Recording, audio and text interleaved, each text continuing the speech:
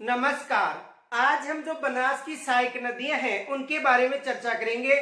पीछे देखो हमने बनास तथा उसकी जो सहायक नदी है बेड़च उसका अध्ययन कर लिया था। आज हम सबसे पहले जो बेड़च की सहायक नदी है, देखो बनास नदी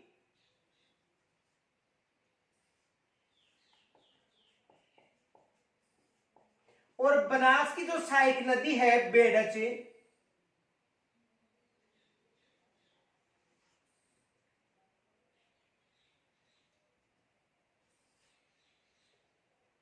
बेड़च और बेड़च जो यानी जो आयड़ नदी है ये उदय सागर झील के बाद में किस नाम से जानी जाती है? बेड़च के नाम से। तो देखो बेड़च नदी यानी किस झील के बाद? उदय सागर झील के बाद।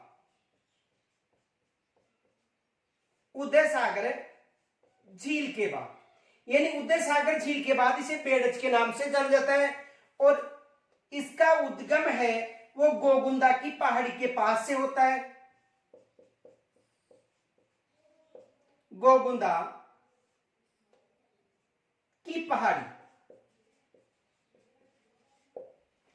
और गोगुंदा की पहाड़ी से जिस नदी का उद्गम होता है उसे आयड़ नदी के नाम से जाना जाता है। किसके नाम से जाना जाता है? आयड़ नदी।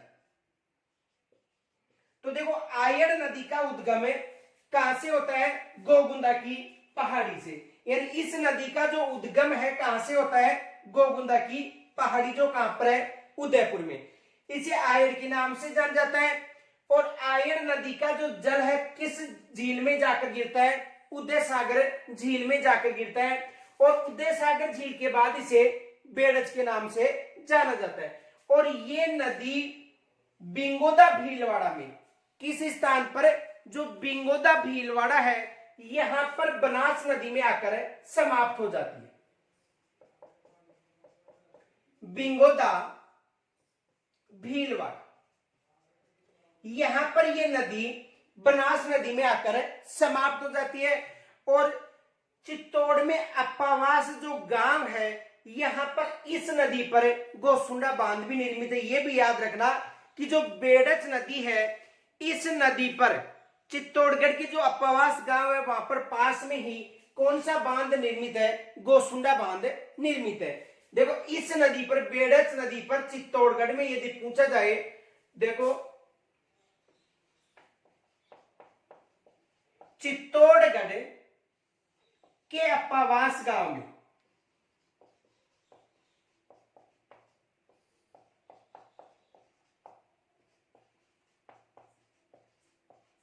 गोसुंडा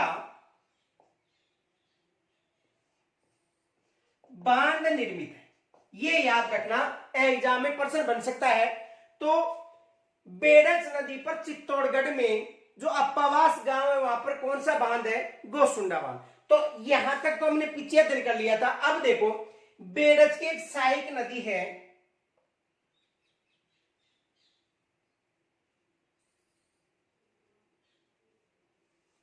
गंभीरी नदी।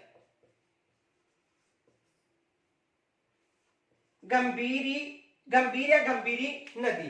देखो इसका जो उद्गम है रतलाम मध्य प्रदेश से होता है। कहां से होता है? रतलाम मध्य प्रदेश से होता है। उसके बाद ये चित्तौड़गढ़ में जाकर किस नदी में मिल जाती है? बेड़च नदी में। ये याद रखना कि जो गंभीर नदी है जिसे गंभीरी के नाम से भी जाना जा सकता है, तो गंभीर या गंभीरी नदी उद्गम कहां से होता है? रतलाम मध्य प्रदेश से। उसके बाद में चित्तौड़गढ़ में बहती हुई ये बेड़च नदी में आकर समाप्त हो जाती है। देखो इस नदी के संगम स्थल पर मेसा का पठार निर्मित है। मेसा का पठार यानी कहने का मतलब गंभीरी और बेड़च नदी है, इनके संगम पर जो मेसा का पठार है और इस पठार पर चित्तौड़गढ़ दुर्ग निर्मित है। तो देखो यानी कहने का मतलब बनास की दो ही ऐसी सहायक नदियां हैं जो दाहिनी तरफ से आकर मिलती है। कौन सी हो गई? एक तो आयड़ या बेड़च, और इसकी सहायक नदी कौन सी है? गंभीर या गंभीरी नदी। गंभीर या गंभीरी। उद्गम होता है रतलाम मध्य प्रदेश से और इसका समापन होता है चित्तौड़गढ़ में। कहां पर होता है? चित्तौड़गढ़ में। किस नदी में आकर होता है? बेड़च नदी में। और बेड़च नदी पर चित्तौड़गढ़ का जो अपवास गांव है उसके पास में बोसुंडा बांध निर्मित है। और इस नदी के क्षेत्र में जो आयड़ नदी है इसका जो बहाव क्षेत्र है, अपवा तंत्र क्षेत्र है, यहां पर यानी इस क्षेत्र में आहड़ सभ्यता विकसित हुई। ये याद रखना कि आयड़ नदी के तट पर कौन सी सभ्यता विकसित हुई है? आहड़ सभ्यता। कौन सी सभ्यता विकसित हुई है? आहड़ सभ्यता विकसित हुई है। तो पहले तो यहां तक स्क्रीनशॉट ले सकते हो आप।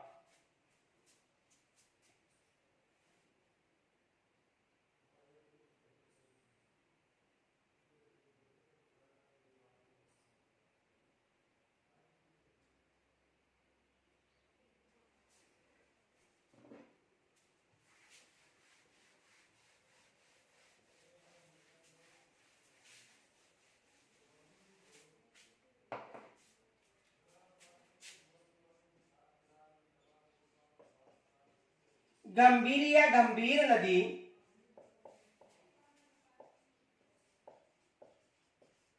गंभीरी या गंभीर नदी। देखो ये जो नदी है किसकी सहायक नदी है? बेड़च की सहायक नदी।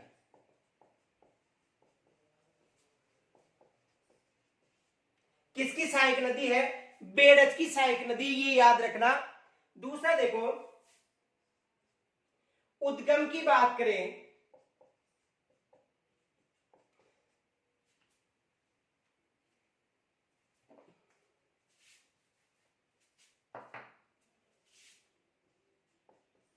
जावेद गांव रतलाम मध्य प्रदेश से इसका उद्गम होता है। यानी इसका उद्गम कहां से होता है? जावेद गांव जो रतलाम मध्य प्रदेश में। किसकी सहायक नदी है? ये बेड़च की सहायक नदी है। दूसरा देखो, समापन है।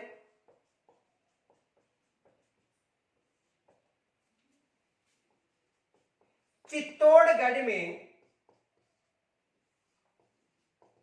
गंभीरी नदी, सॉरी चित्तौड़गढ़ में बेड़च नदी। तो जो गंभीर या गंभीरी नदी है किसकी सहायक नदी है? बेड़च की सहायक नदी है। उद्गम होता है मध्य प्रदेश में जो जावोद गांव है वहां से, यानी मध्य प्रदेश से का जो रतलाम जिला उसका जावोद गांव से होता है। समापन चित्तौड़गढ़ में। जो बेड़च नदी है यहां पर ये आकर समाप्त हो जाती है। अब देखो यहां से एग्जाम में प्रश्न बन सकता है, बेड़च व गंभीरी या गंभीर नदी के समापन या के संगम पर कौन सा, यानी किनके संगम पर? बेड़च व गंभीरी नदी के संगम पर कौन सा दुर्ग निर्मित है? ये एग्जाम में प्रश्न बन सकता है। तो देखो इन दोनों नदियों के जो संगम है, यानी जहां पर जो बेड़च में गंभीरी या गंभीर नदी आकर मिलती है वहां पर मेसा का पठार है। और वहां पर कौन सा दुर्ग निर्मित है? चित्तौड़गढ़ दुर्ग।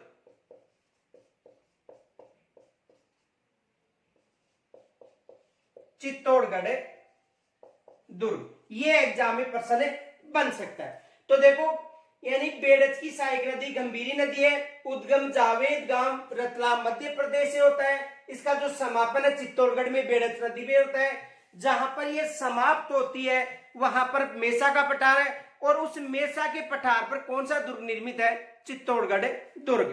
तो ये एग्जाम में प्रश्न बन सकता है। तो यहां तक पहले स्क्रीनशॉट ले सकते हो।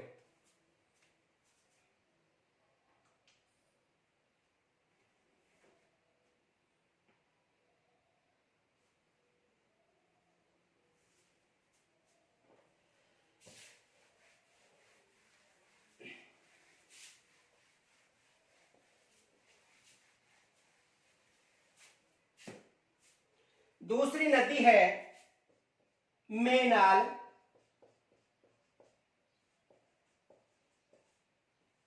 मेनाल नदी। देखो दूसरी कौन सी नदी है, मेनाल।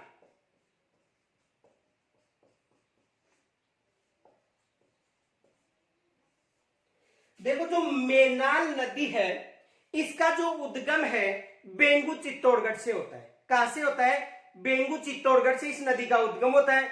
उसके बाद ये भीलवाड़ा में बहती हुई अपना जल बनास नदी में बिंगोदा भीलवाड़ा के पास ले जाकर डालती है और इस नदी पर भीलवाड़ा में मेनाल जलप्रपात भी निर्मित होता है। एग्जाम में प्रश्न बन सकता है कि मेनाल जलप्रपात मेनाल नदी पर कहां निर्मित होता है, तो भीलवाड़ा में कौन सा जलप्रपात निर्मित होता है, मेनाल। तो देखो इसका जो उद्गम है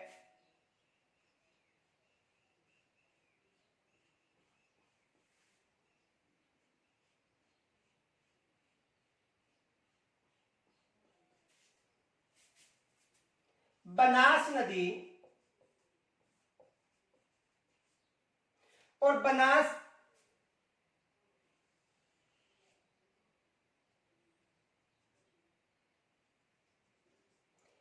बेडच और यहां पर जो नदी आकर मिलती है उसका नाम है मेनाल नदी। कौन सी नदी, मेनाल नदी। इसका उद्गम बेंगू चित्तौड़गढ़ से होता है।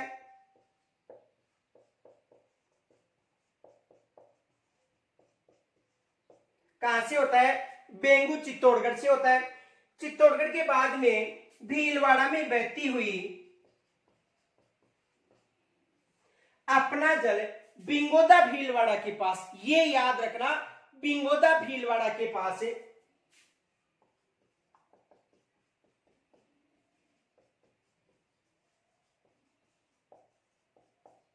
किस नदी में ले जाकर डालती है, बनास नदी में। और भीलवाड़ा में इस नदी पर मेनाल जलप्रपात निर्मित, ये याद रखना। तो देखो जो बनास है उसकी दाहिनी तरफ से आकर मिलने वाली दो ही प्रमुख नदियां हैं, बेड़च नदी और दूसरी है मेनाल नदी। दो ही नदियां हैं जो किस तरफ से आकर मिलती हैं, दाहिनी तरफ से। कौन कौन सी हैं, बेड़च नदी और मेनाल नदी। मेनाल नदी का उद्गम कहां से होता है, बेंगू चित्तौड़गढ़ से होता है। भीलवाड़ा में बहती हुई भीलवाड़ा में जाकर बिंगोदा के पास किस नदी में मिल जाती है, बनास नदी में। और यहां पर एक त्रिवेणी संगम बनता है किन किन नदियों का, बेड़च और बनास तथा मेनाल। और मेनाल नदी पर मेनाल जलप्रपात कहां पर बनता है, भीलवाड़ा में। तो पहले यहां तक स्क्रीनशॉट ले सकते हो।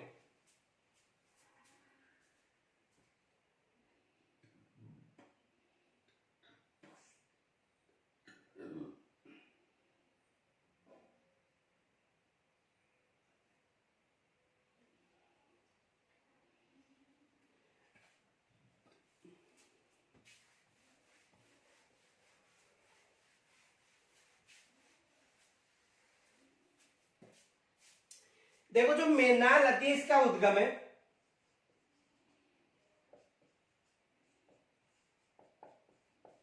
बेंगू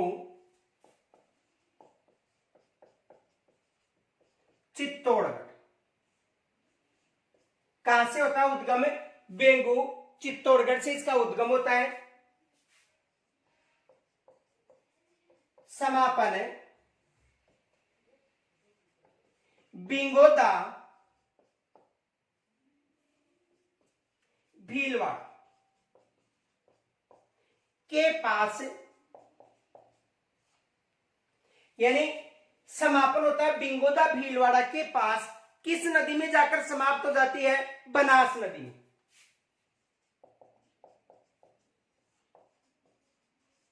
किस नदी में जाकर समाप्त हो जाती है, बनास नदी में। इसका जो बहाव क्षेत्र है, देखो इसका जो बहाव क्षेत्र है चित्तौड़गढ़ व भीलवाड़ा, इसका जो बहाव क्षेत्र है यानी जो मेना नदी, इसका बहाव क्षेत्र चित्तौड़गढ़ व भीलवाड़ा में है। इस नदी पर भीलवाड़ा में मेनाल जलप्रपात निर्मित है। यानी जो मेनाल नदी है, इस नदी पर जो भीलवाड़ा है, यहां पर कौन सा जलप्रपात निर्मित है? मेनाल जलप्रपात। अब देखो यहां से एग्जाम में प्रश्न बन सकता है, याद रखना, राजस्थान का या राजस्थान में निर्मित सबसे बड़ा जलप्रपात, देखो राजस्थान में निर्मित सबसे बड़ा जलप्रपात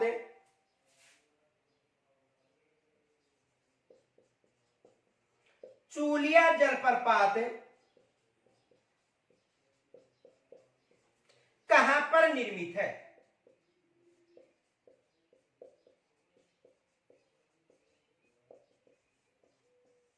ये एग्जाम में प्रश्न बन सकता है कि राजस्थान में निर्मित यानी राजस्थान में बनने वाला जो सबसे बड़ा जलप्रपात, जो चूलिया जलप्रपात है, जो कहां पर बनता है, यानी कहने का मतलब बनास नदी पर, सॉरी चंबल नदी पर निर्मित है और ये भैंसोरगढ़ नामक स्थान पर बनता है, भैंसोरगढ़ चित्तौड़गढ़ में, ये याद रखना।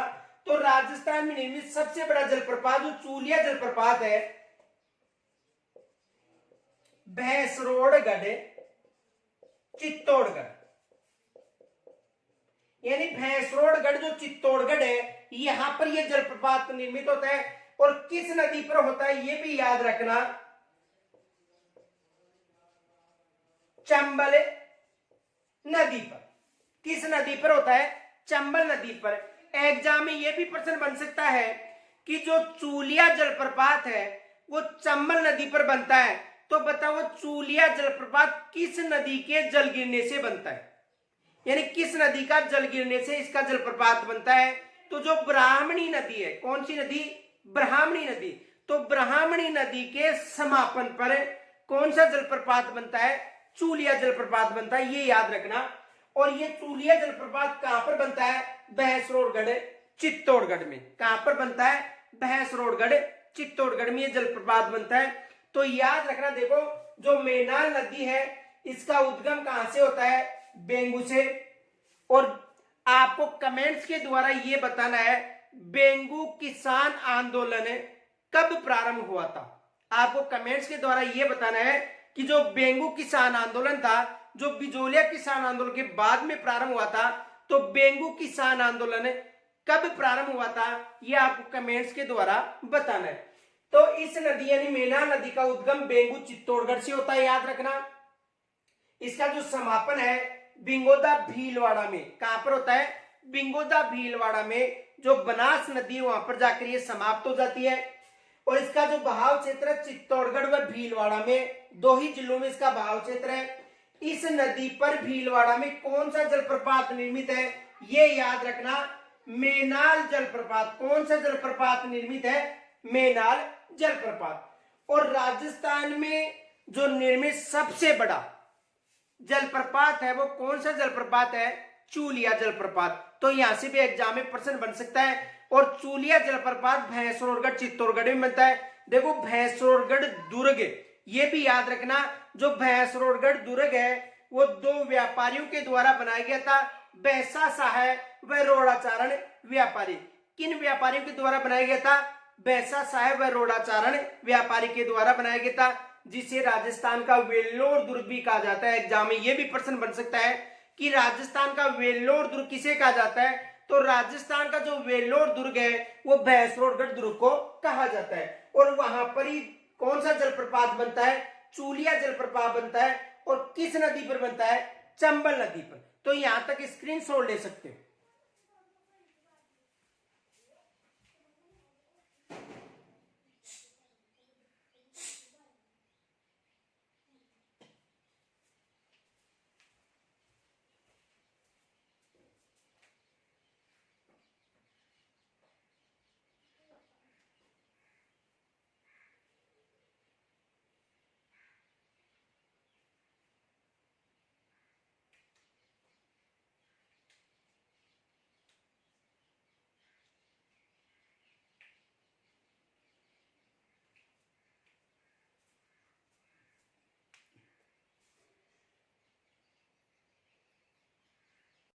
तो कोठ्यारी नदी का जो उद्गम है दिवेर की पहाड़ी राजसमंद से होता है।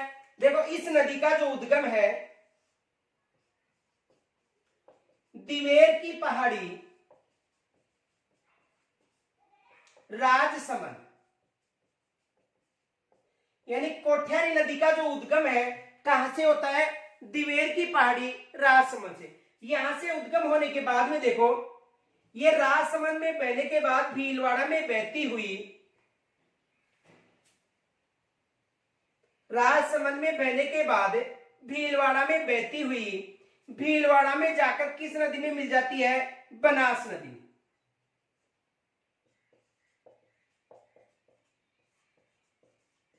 किस नदी में मिल जाती है, बनास नदी में। और कहां पर मिलती है, नंदरायपुरा गांव में। नंदरायपुरा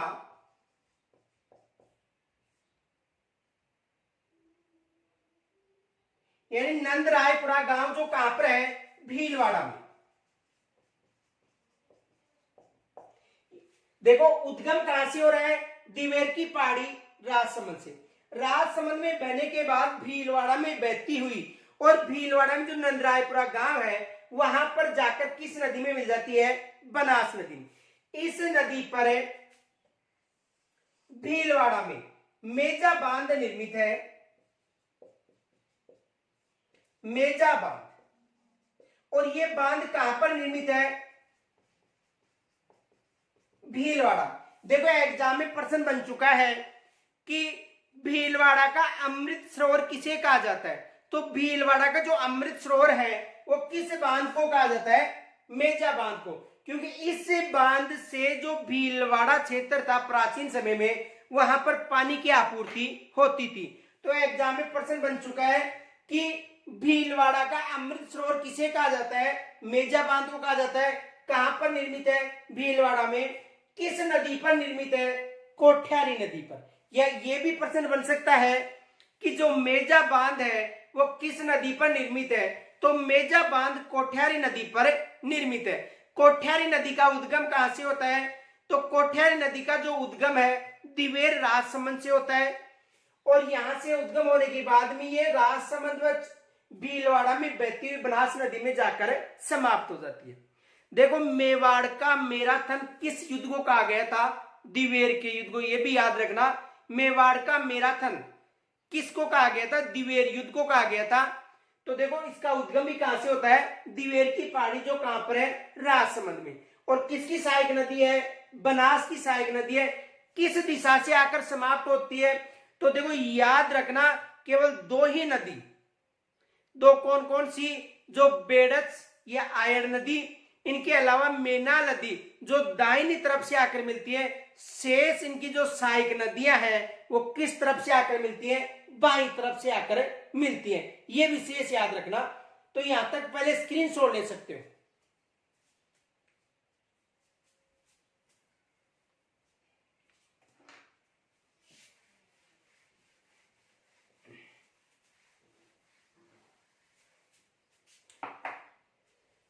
देखो इस नदी का जो उद्गम है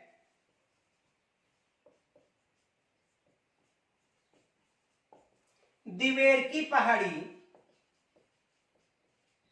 और दिवेर की पहाड़ी कहां पर है, राजसमंद में। तो इसका जो उद्गम है दिवेर की पहाड़ी राजसमंद से होता है।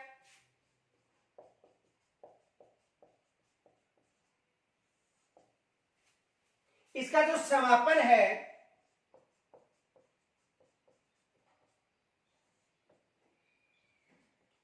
नंदरायपुरा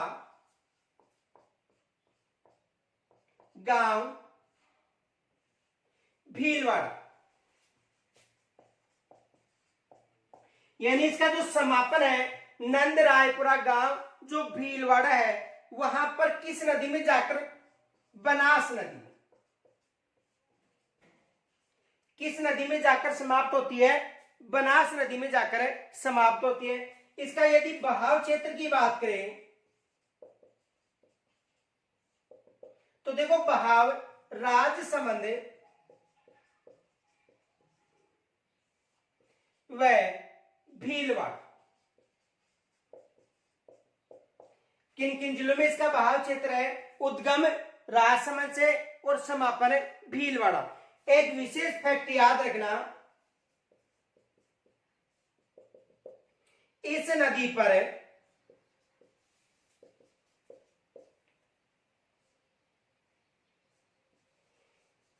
भीलवाड़ा में मेजा बांध निर्मित है। कौन सा बांध निर्मित है, मेजा बांध निर्मित है। कहां पर निर्मित है, भीलवाड़ा में। और इस बांध को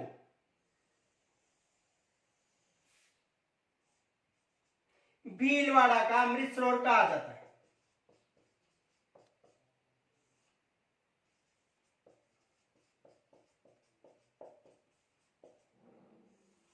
इस बांध को भीलवाड़ा का अमृत सरोवर कहा जाता है। तो देखो कोठ्यारी नदी पर कौन सा बांध निर्मित है, मेजा बांध। याद रखना कोठ्यारी नदी पर कौन सा बांध निर्मित है, मेजा बांध निर्मित है। ये किस दिशा से आकर मिलती है, तो देखो ये बाई दिशा से आकर मिलती है। इनके अलावा इस नदी का जो बहाव क्षेत्र है राजसमंद व भीलवाड़ा जिले में है। यहां तक पहले स्क्रीनशॉट ले सकते हो।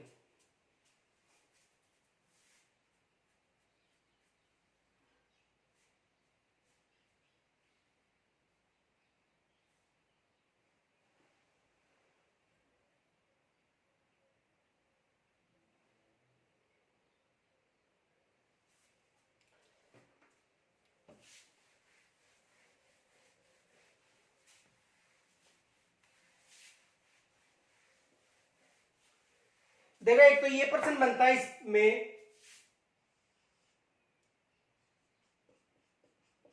मेजा बांध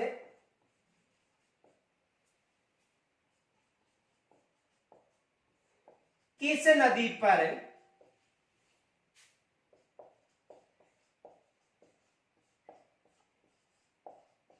निर्मित है, मेजा बांध किस नदी पर निर्मित है।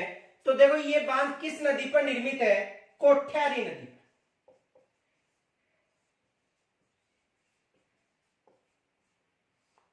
किस नदी पर निर्मित है, कोठ्यारी नदी पर निर्मित है। अब आपको कमेंट्स के द्वारा एक प्रश्न का जवाब बताना है।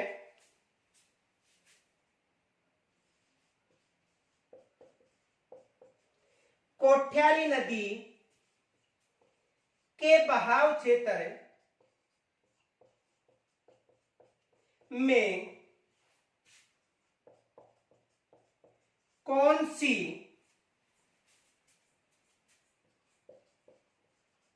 सभ्यता विकसित हुई है। यह आपको कमेंट्स के द्वारा बताना है कि जो कोठ्यारी नदी का जो बहाव क्षेत्र है, इस बहाव क्षेत्र में कौन सी सभ्यता विकसित हुई है, यह आपको कमेंट्स के द्वारा बताना है। इनके अलावा देखो एक प्रश्न यह भी बन सकता है,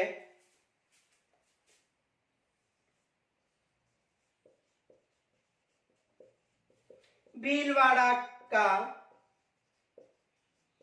अमृत सरोवर किसे कहा जाता है।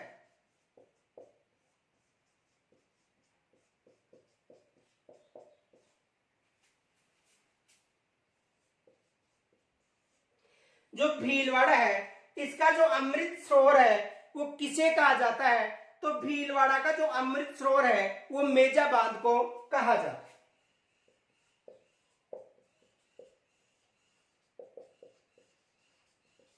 किस बांध को कहा जाता है? मेजा बांध को कहा जाता है। तो यहां से देखो कौन कौन से प्रश्न बन सकते हैं। मेजा बांध किस नदी पर निर्मित है? तो मेजा बांध कोठियारी नदी पर निर्मित है। दूसरा देखो, कोठियारी नदी के बहाव क्षेत्र में कौन सी सभ्यता विकसित हुई है? कमेंट्स के द्वारा आपको बताना है। इनके अलावा भीलवाड़ा का अमृत सरोवर किसे कहा जाता है? मेजा बांध को कहा जाता है। यहां तक स्क्रीनशॉट ले सकते हो।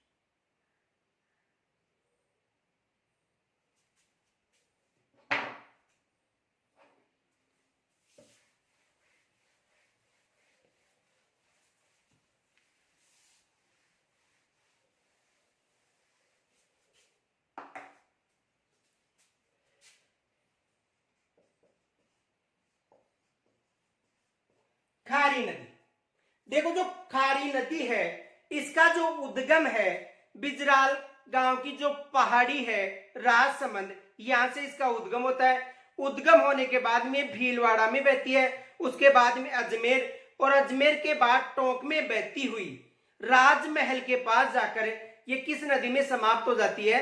बनास नदी में। तो देखो इसका जो उद्गम है बिजराल गांव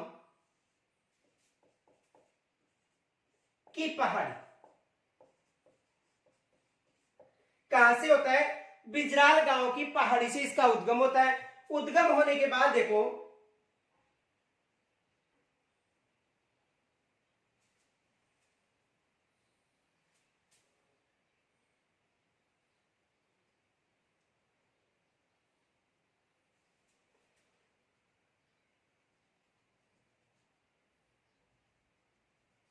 बनास नदी में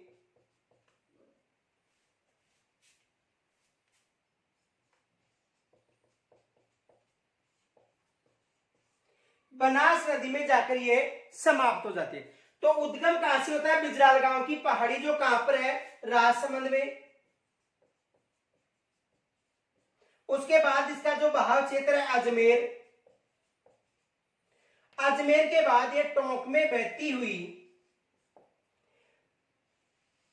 राजमहल के पास, राजमहल के पास जाकर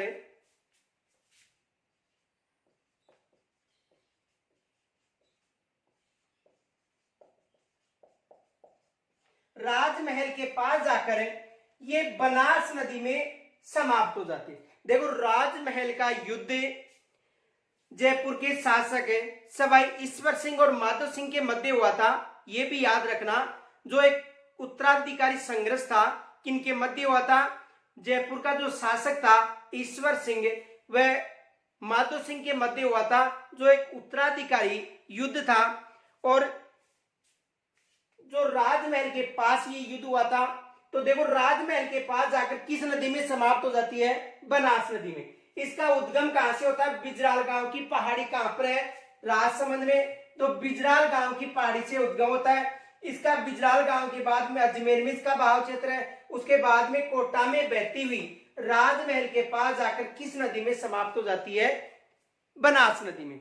और ये जो बनास नदी है उसकी जो बाईं तरफ से आकर मिलने वाली नदी है, यानी दाईं तरफ से तो दो ही याद रखनी है आपको, कौन कौन सी? बेड़च व मेनाल। बाकी शेष नदियां बाईं तरफ से आकर मिलती हैं। तो इसका उद्गम कहां से होता है? बिजराल गांव की पहाड़ी, जो कहां पर है? राजसमंद में।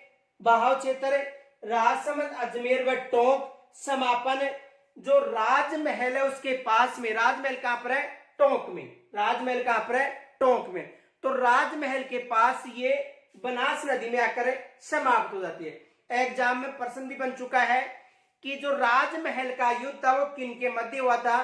तो उत्तराधिकारी युद्ध था। और किन के मध्य हुआ था? ईश्वर सिंह और माधो सिंह के मध्य ये युद्ध हुआ था। तो पहले यहां तक स्क्रीनशॉट ले सकते हैं।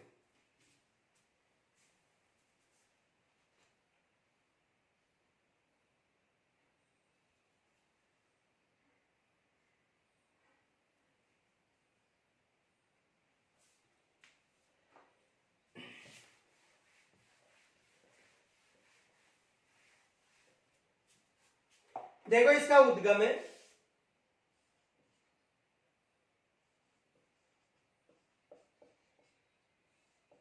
बिजराल गांव की पहाड़ी,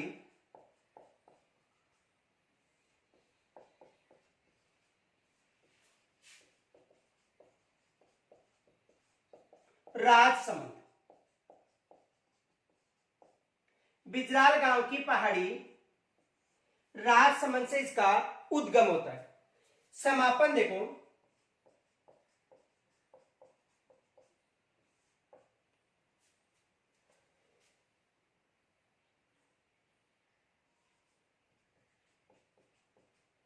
बनास नदी में राजमहल के पास टोंक। किस नदी में जाकर समाप्त हो जाती है? बनास नदी में यह जाकर समाप्त होती है।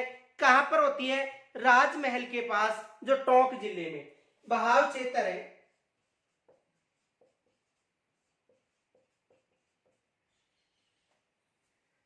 राजसमंद,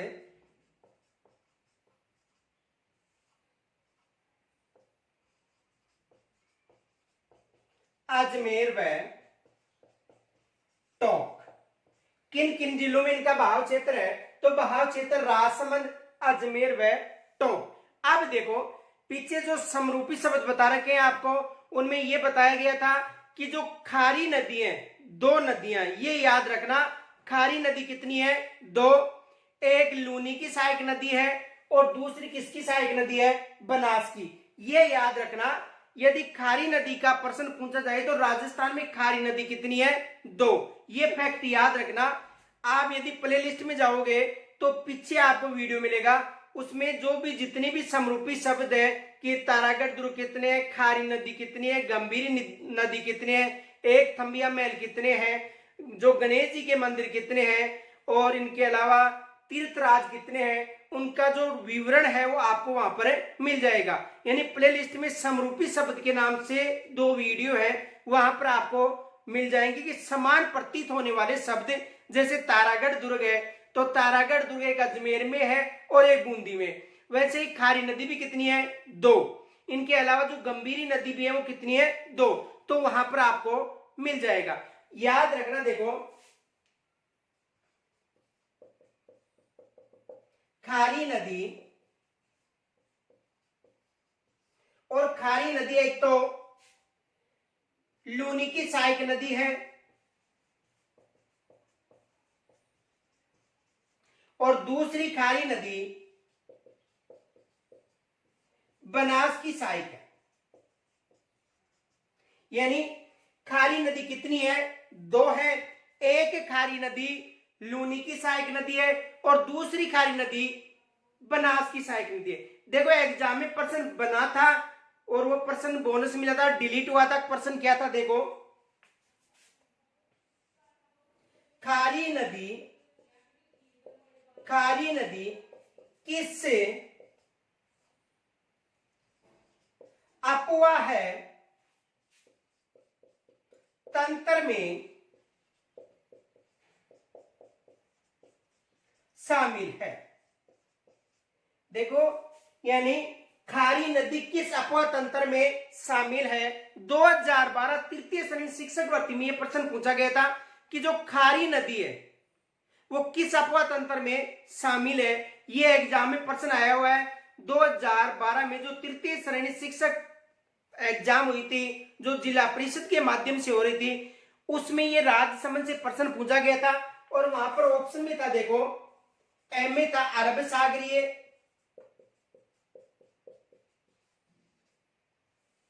बे में था बंगाल की खाड़ी,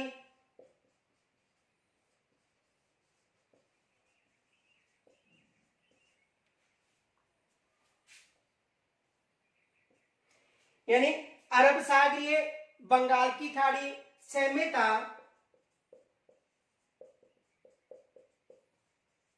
आंतरिक अपवाह तंत्र और द में था सभी। अब देखो ये जो खारी नदी है, खारी नदी लूनी की भी सहायक नदी है और बनास की भी सहायक नदी। तो लूनी अपना जल अरब सागर में ले जाके डालती है, और जो बनास है चंबल के माध्यम से, यानी बनास चंबल में, चंबल का जल यमुना में और यमुना का जल गंगा में, उसके बाद इसका जल बंगाल की खाड़ी में। तो देखो बंगाल की खाड़ी और अरब सागर दोनों अपवा तंत्र में ये नदी शामिल है, क्योंकि बनास की भी सहायक नदी है और लूनी की भी सहायक नदी है। तो यहां से एग्जाम में प्रश्न आ चुका है, तो याद रखना अरब सागरी और बंगाल की खाड़ी दोनों अपवा तंत्र में ये नदी शामिल है। यहां तक स्क्रीनशॉट ले सकते हैं।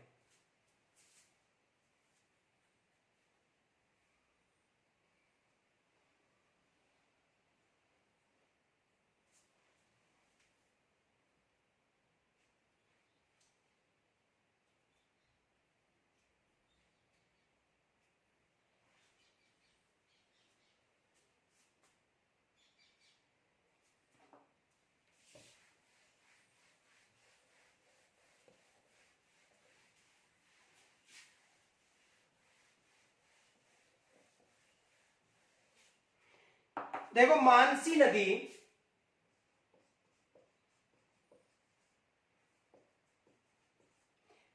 नदी का जो उद्गम है सिलोरा गांव,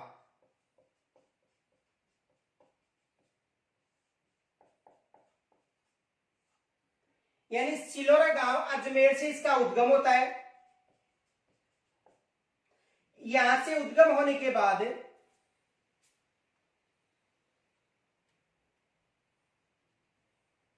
अजमेर के बाद ये टोंक में बहती हुई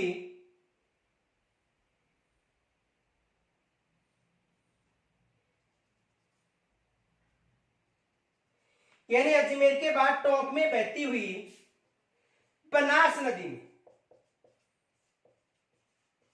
जाकर मिल जाती है। इसका उद्गम कहां से होता है? सिलोरा गांव से, और ये बनास नदी में टोंक जिले में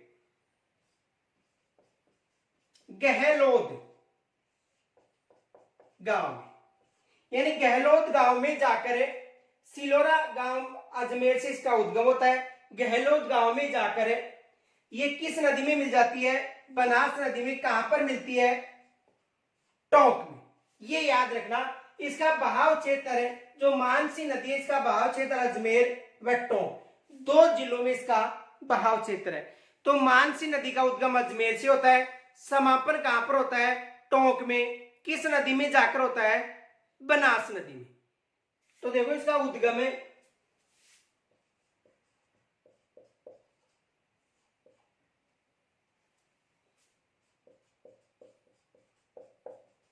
सिलोरा गांव अजमेर।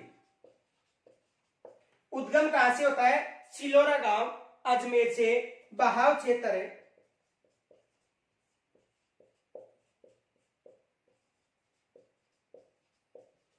अजमेर व टोंक, और समापन है गहलोद गांव, जो कहां पर है? टोंक में। और किस नदी में? बनास। तो इसका उद्गम कहां से होता है? सिलोरा गांव से इसका उद्गम होता है। कहां से होता है? सिलोरा गांव से उद्गम होता है। और देखो जो गहलोत नामक जो स्थान है, जो गांव है गहलोत नामक स्थान, वहां देखो स्थान है, ये गांव नहीं है। वहां पर जाकर किस नदी में मिल जाती है? टोंक में। तो देखो उद्गम होता है सिलोरा गांव से, इसका जो समापन है वो गहलोत स्थान पर होता है।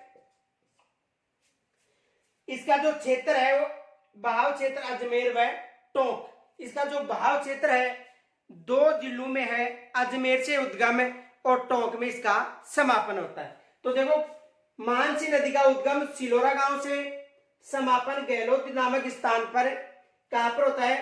टोंक में। इसका बहाव क्षेत्र अजमेर व टोंक दो जिलों में है। और बाईं तरफ से आकर मिलने वाली जो प्रमुख नदियां है उनमें ये नदी शामिल है। तो यहां तक स्क्रीनशॉट ले सकते हैं।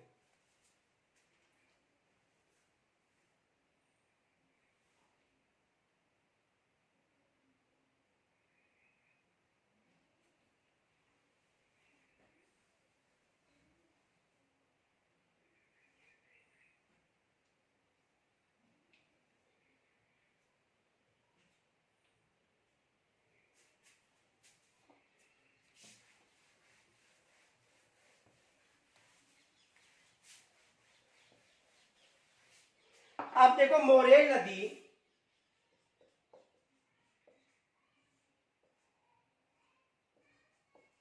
देखो मोरेल नदी का जो उद्गम है वो कहां से होता है? दूनी गांव जयपुर से, जो कहां पर है? दूदू के पास।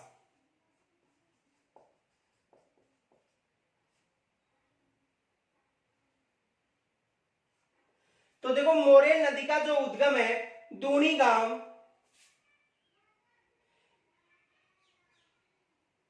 दूनी गांव, कहीं पर धूनी गांव भी मिलता है, दूनी गांव जो दूदू के पास है, यहां से इस नदी का उद्गम होता है। किस नदी का? मोरेल नदी का। उद्गम होने के बाद में देखो ये जयपुर में बहने के बाद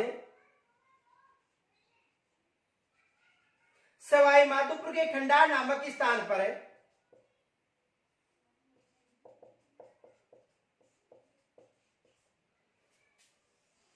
देखो खंडार नामक स्थान कहां पर है? सवाई माधोपुर। किस नदी में जाकर मिलती है? बनास नदी में। तो देखो उद्गम कहां से होता है? दूनी गांव, कहीं पर देखो इसको इस तरह भी लिखा मिलेगा आपको, धूनी। देखो दूनी या धूनी एक ही बात है। तो धूनी गांव जो दूदू के पास है यानी जयपुर में, यहां से इस नदी का उद्गम होता है। और इस नदी का जो समापन है खंडार स्थान जो कहां पर है? सवाई माधोपुर, वहां पर जाकर इस नदी का समापन हो जाता है। किस नदी में होता है? बनास नदी में। ये याद रखना। देखो इसका उद्गम कहां से होता है? दूनी या दूनी, दोनों में एक नाम मिलेगा आपको, या तो ये धूनी मिल सकता है या धूनी नामक गांव से इस नदी का उद्गम होता है, जो दूदू के पास है यानी जयपुर में। यहां से उद्गम होने के बाद में इसका जो समापन है खंडा नामक स्थान जो कहां पर है? सवाई माधोपुर में। वहां पर जाकर यह नदी किस नदी में मिल जाती है? बनास नदी में मिल जाती है। अब देखो इसकी एक सहायक नदी है। कौन सी नदी? बांडी नदी। बांडी नदी किसकी सहायक नदी है? मोरेल की सहायक नदी। ये भी याद रखना, बांडी नदी किसकी सहायक नदी है? मोरेल की। तो देखो इसका उद्गम की बात करें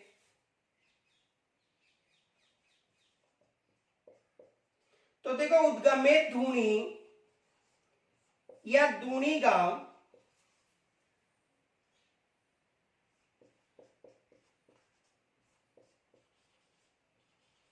दूदू जयपुर से इसका उद्गम होता है। कहां से होता है? धूनी या दूनी गांव जो दूदू जयपुर है, यहां से इसका उद्गम होता है। समापन देखो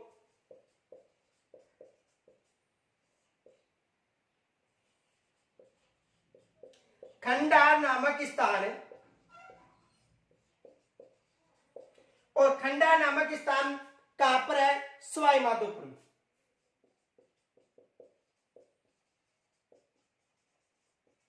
और किस नदी में जाकर समाप्त होती है? बनास नदी। किस नदी में जाकर समाप्त होती है? बनास नदी में ये जाकर वहां पर समाप्त हो जाती है। यहां तक स्क्रीनशॉट ले सकते हो।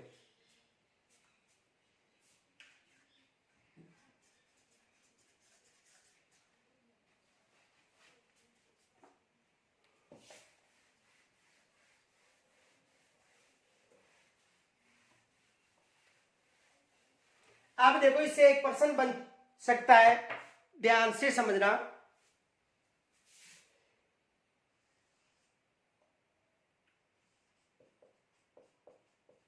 बनास नदी की ऐसी कौन सी सहायक नदी है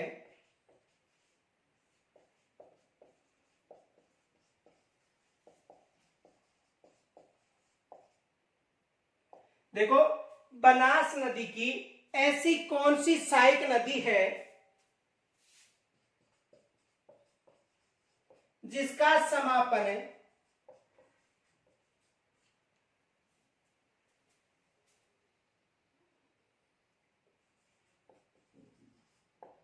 दाईं तरफ से आकर होता है? ये एग्जाम में प्रश्न बन सकता है कि बनास नदी की ऐसी कौन सी सहायक नदी है जिसका जो समापन है वो दाईं तरफ से आकर मिलता है। तो देखो ऑप्शन में मिल सकता है आपको कोठ्यारी,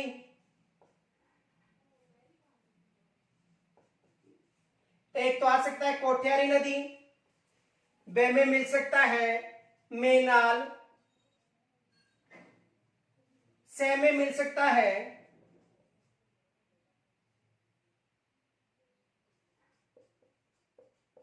मानसी, और द में मिल सकता है सीप नदी। तो देखो बनास की ऐसी कौन सी सहायक नदी है जो दाईं तरफ से आकर मिलती है, तो कौन सी नदी है? मेनाल नदी। और मेनाल के साथ दूसरी नदी कौन सी है? बेड़च नदी। मेनाल या बेड़च नदी, ये भी एग्जाम में प्रश्न बन सकता है। दूसरा प्रश्न देखो, ये बन सकता है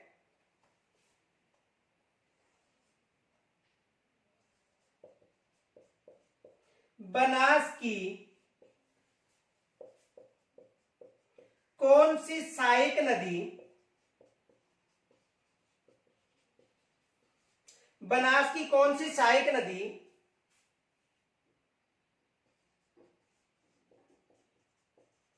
बिशनपुर बांध, यानी बनास की कौन सी सहायक नदी बिशनपुर बांध से पहले आकर मिलती है? देखो बनास की कौन सी सहायक नदी बिशनपुर बांध से पहले आकर मिलती है, यह भी एग्जाम में प्रश्न बन सकता है कि ऐसी कौन सी सहायक नदी है जो बिशनपुर बांध से पहले या बिशनपुर बांध के बाद में आकर मिलती है। अब देखो ए में मिल सकता है वहां पर आपको बेड़च, बे में मिल सकता है गंभीरी, से में मिल सकता है मेनाल, और दे में मिल सकता है सभी। देखो बनास की कौन सी सहायक नदी है जो बनास की कौन सी सहायक नदी है जो बिशनपुर बांध से पहले आकर मिलती है, यानी बनास की कौन सी सहायक नदी है जो बिशनपुर बांध से पहले आकर मिलती है? बेड़च भी मिलती है, गंभीरी भी मिलती है, मेनाल भी मिलती है, यानी तीनों नदियां पहले आकर मिलती हैं। ये याद रखना, ऐसा एग्जाम में प्रश्न बन सकता है। या दूसरा प्रश्न ये बन सकता है कि बनास की ऐसी कौन सी सहायक नदी है जो बिशनपुर बांध के बाद में आकर मिलती है, ये भी एग्जाम में प्रश्न बन सकता है। अब इनके अलावा देखो एक प्रश्न और बन सकता है, पहले यहां तक स्क्रीनशॉट ले सकते हो।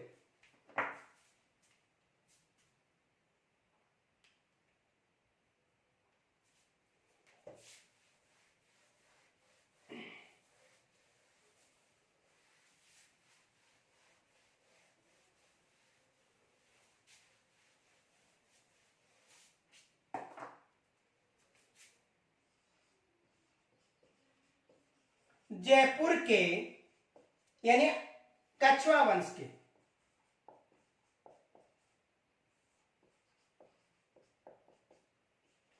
के शासक या शासकों के मध्य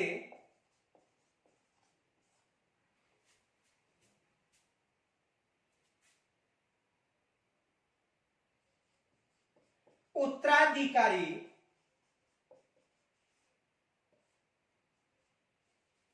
का युद्ध, यानी राजमहल का युद्ध,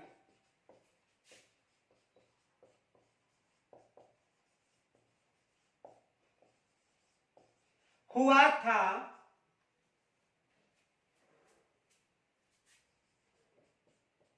तो बताओ यह स्थान किस नदी के तट पर